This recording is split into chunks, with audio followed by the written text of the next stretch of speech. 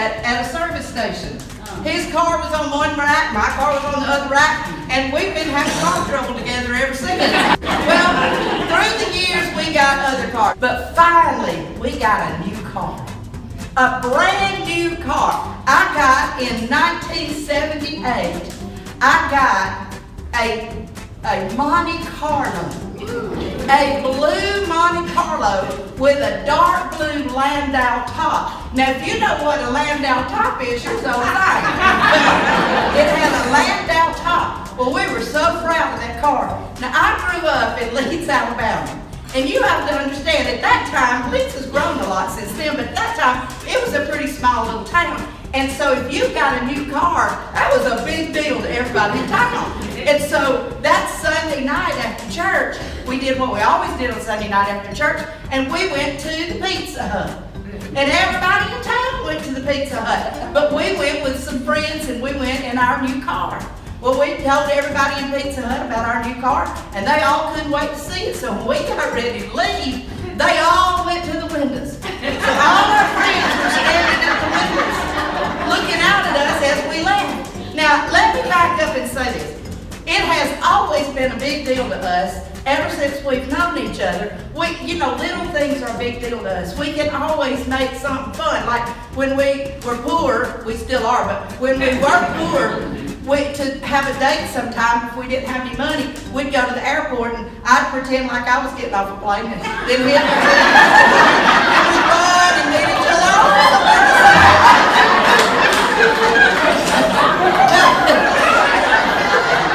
Well, one of the other things that we did was, it was a big deal to us to get a pull-through.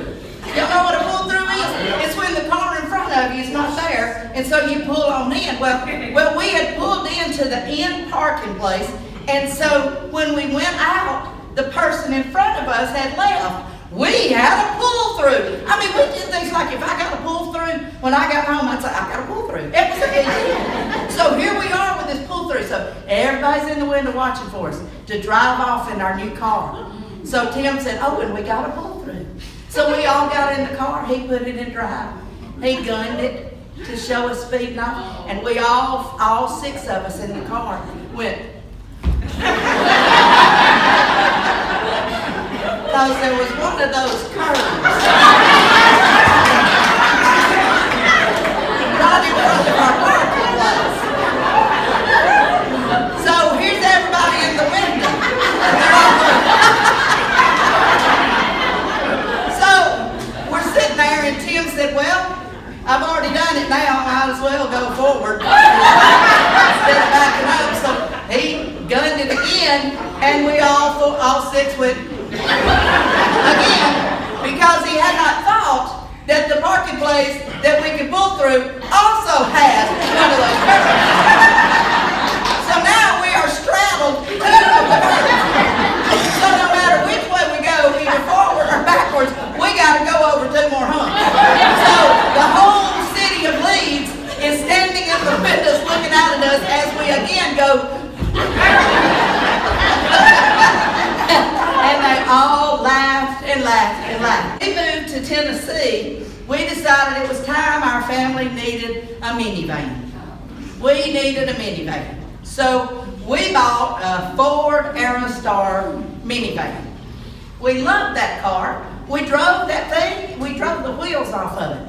But one night we were in downtown Knoxville on the campus of the University of Tennessee, and that car, I don't know how to say this except that it became possessed by the devil. And I'm not kidding. We were riding along, and all of a sudden the door lock started going, and the lumbar seat started inflating. And then the window started going up and down. So here we are.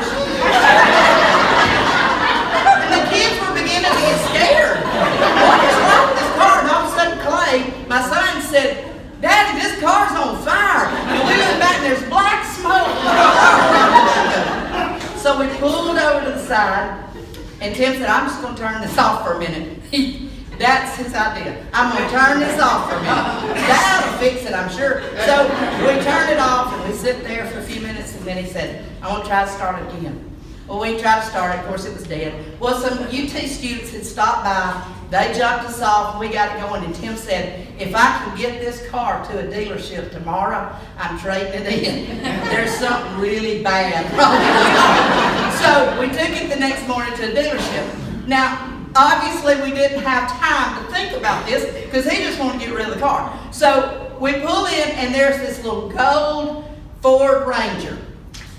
Cute little truck. And he said, that'd be a good truck for me. Why would I even agree to that? We have 2 children. It had 1 seat for 2 people. Why would I agree to buying this? But I said, okay, I got to go to work, do whatever you want to do. So he buys this Ford Ranger truck with 2 seats. A couple of weeks after we got this, we had to go to Florida. And Tim and I were doing a camp in Florida, and so we were leaving the kids in Leeds.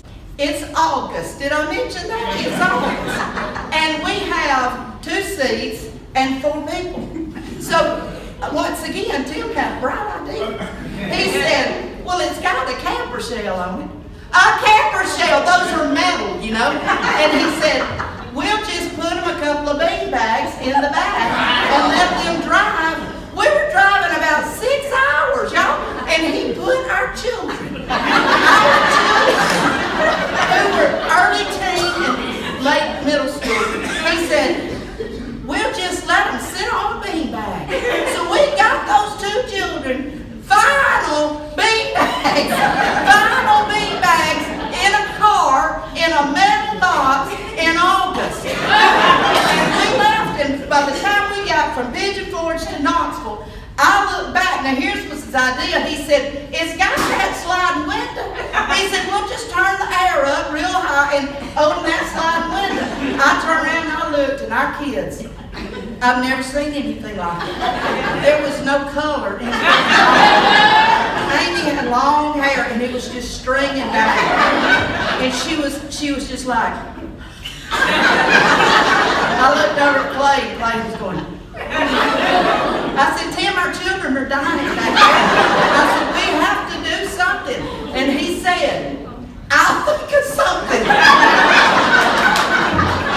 Of course you will. So we stopped at Walmart.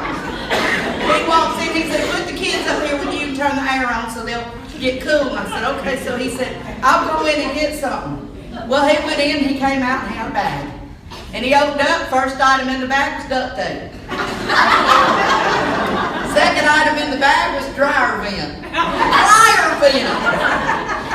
I thought, what in this world? So he takes that dryer vent and he duct tapes it around the air conditioner vent. And then he pulls that dryer vent all the way through that window so that it comes out in the back. And then he puts our children back on the back. And we take off again. So we on down the road, we got to Chattanooga, and I looked back at it. I had the nerve to finally look back there again. And I looked back at him, and this is what I saw. Give it to me! Give it to me! Give it to me! And about that time, I noticed that the pipe going from us to the back was getting lower and lower. And the condensation was just building up.